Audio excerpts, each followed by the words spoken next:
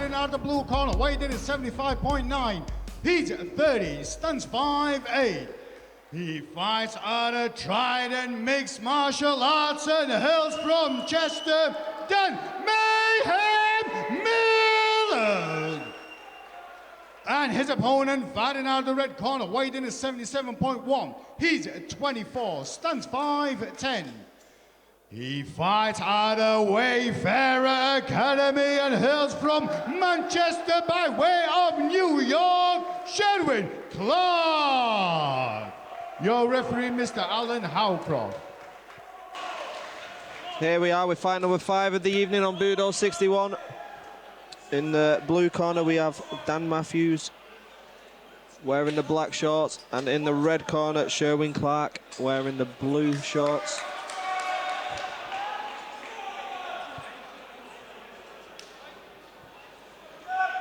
Oh, a southpaw v orthodox fight.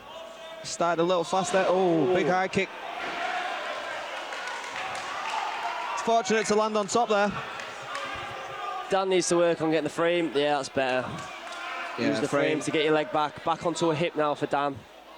Less of the hugging and more of the framings. You know, when you start dead tight and dead tense like this in the first round, you know, you can find yourself tiring pretty quickly, can't you? Yeah. You've not got that first deep breath out. You can see Dan putting a lot of strain within his forearms, but he's done well to get up there. Very well done. Nice trip, nice Beautiful trip. He's ended up him out again, but he wants to hold this position, going for the grapevine on the legs. Yeah, Clark just needs to work and keep his hips heavy here. Work on framing on his head to strike. Like to see him pin a hand, then let the strikes go. Maybe that hand round his head, that could grab the other one.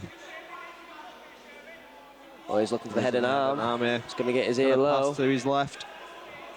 He needs to get his ear a bit lower, and then I'll try and get his legs to the other side. Dan wants to get his arm out there. It's still possible to finish from this position. It's just not as common. Yeah, he's locked the legs up, hasn't he? He's struggling to get his leg out. Circle off to the left. Matthews wants to try and keep that in and rock up to his butt a little bit if he can. Maybe even grab his own leg. There's a lot of pressure on that. It's not a comfortable position to be in. He's not allowed to get out there. Get that elbow clear.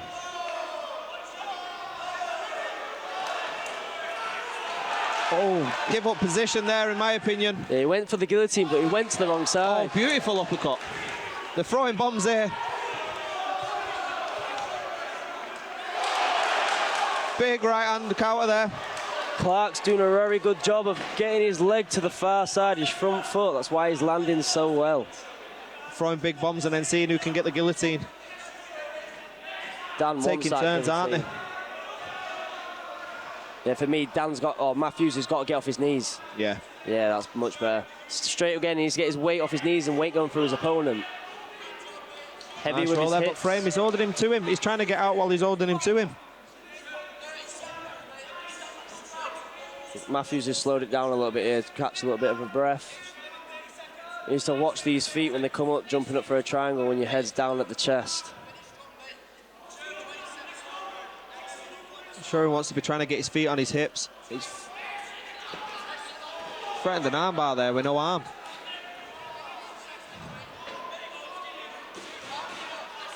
Last 10 seconds of the round. It's been a frantic first round.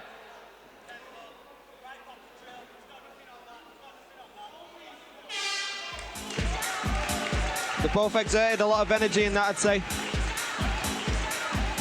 Yeah, Clark did very well on the feet of getting the outside angle within the southpaw. So for Matthews, I want to see him maybe when the outside angle happens to maybe step or push back within his stance or step quickly to the side so he can get the better angle. It is a game of playing your hips in line with the other guy's hips. Once you are out their hip channel, you are out their power channel. So Clark did a very good job of doing so in that round. This is another fight I would like to be a judge in, because they both landed good shots. They both had top control for a little bit of the round. The only thing I'd probably say, maybe both of them, is watch jump into the guillotine a little bit earlier. There's a few incidents there where they both went for the guillotine and ended up in a worse position when they didn't quite finish it. I think Sherwin gave up position at one point to try and get it.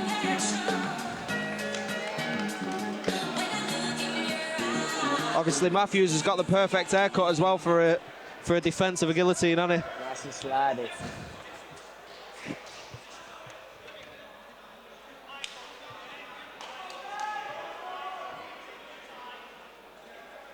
Slowing it down a little bit here, Clark. See, look at Clark's front foot here. Look how he gets the outside angle just before he strikes, especially with the hands. Look, outside again. He's keeping his base nice and low, but then when he comes in close, he comes high, which gives Dan the opportunity to come underneath. It's a good push kick, that. Oh, did he drop him then? I think that was a little subtle shot there. I think that maybe was a little one. Yeah, I think he caught him there, didn't he? Gone for it again, he dipped and then went. Oh, that's a beautiful one. Right under the elbow, that was a beautiful one. Stay on that, keep the range, still stay on it. That's still hurting. You can see how Matthews has dropped his hands a little bit. It's not quite as high now. So watch the head, yeah, there we are. He's going to hit low and then the head kick will come after. He's trying to land that big overhand right. Clark still has to be careful there because Matthews definitely got power and a lot of it. He's gone for it again there. Shot underneath, off your knees. Driving back to the cage, yeah. Let's try and get your head a little bit higher. Stay on the single there. For me. Stay on the single, circle to the left. Maybe circle to the right now, take his base. Oh, he's picked him up. A lot of energy again. Beauty slam. Put him in his own corner. Beauty. Now we can just slow it down and listen to his corner. They can talk him through the position. What would you recommend for Clark to do in these sort of positions here on the ground? Just control, let the shots go. Sometimes everyone's too busy like rushing to look for a finish.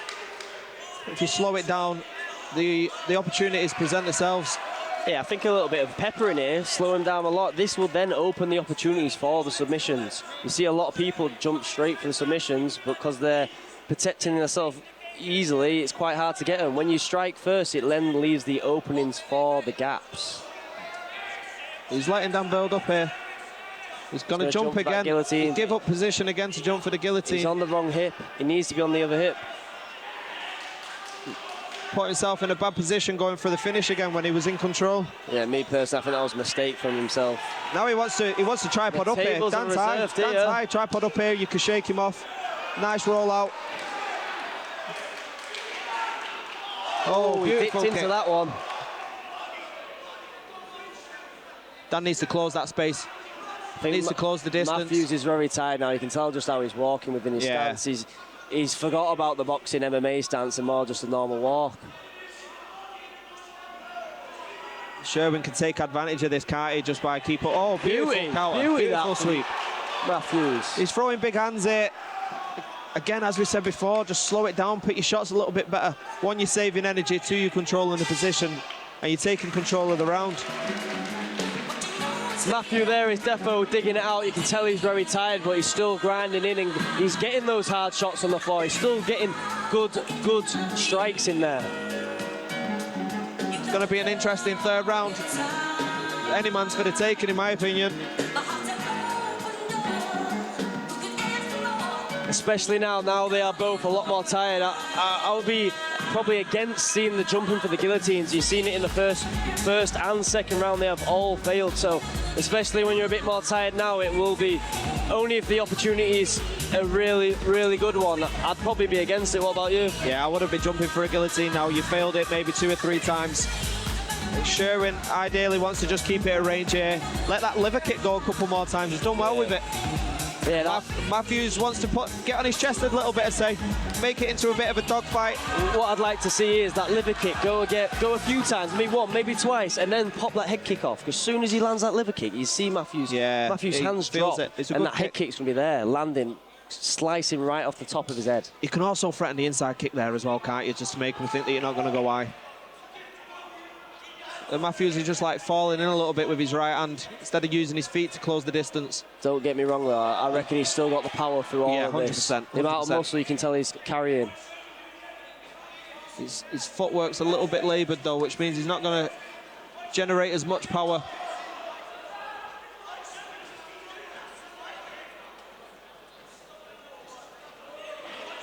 Good counter there. Pivot from the hip centre to the centre, not along the cage. Sherwin just wants to tag and move, throw that kick.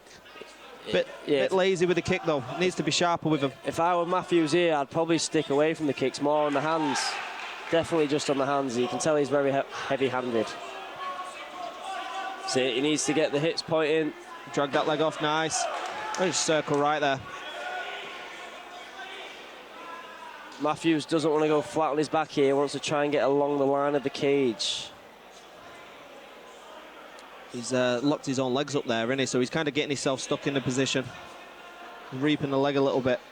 He's not going to be able to move here. You can tell by Clark's his left leg there. Yeah, there you go. He's shrimped out to the right. I'll use that. But again, holding the head while you're trying to get your hips out, it's a bit counterproductive. He's locked his legs down here. What he wants to be doing is getting the feet on the hips, getting the frames in, shrimping back. Going for it, nice. Going for the neck again. I'll try and switch the head to the other side if you could. No, he'll do well if he gets the finish off that. He needs to get off his knees. Sherwin wants to fight hands here. He needs to be off his knees. Yeah, get that right hip back. Transfers his weight back a little bit, controls the hips. Yeah, keep that posture, keep that head up. Over-committing with the punch. He's got his leg caught there. Lucky he didn't get tripped. People need to be very careful in this position. I've seen it already and a few times within these fights, coming down with the head. Yeah. But Matthews did quite well there, not to get up-kicked. Came in with a good posture. He's got into mount there. He just wants to try and tie an arm up. If he reaches round with his left arm and gets Sherwin's hand, controls the wrist, lets a few punches go. Yeah, he looking for that choke. Has he got him there? It looks like tight. It might be in. He wants to use that foot on his hip to push in behind his butt to make this. Oh, he's let go of the choke. He kept the position. I think he's let go of the choke tactically there just to get some strikes. He knew the round was nearly ended. He wanted to put damage on his opponent. See how they're fighting to the last bell. I love to see this. Love to see it when they go to the last bell. Normally, sometimes with fights, you might see people give up within the last 10 seconds because they're tired, but these two left it on the line, and respect to both of them. That was a good back and forth. Yeah, they both wanted the win, didn't they?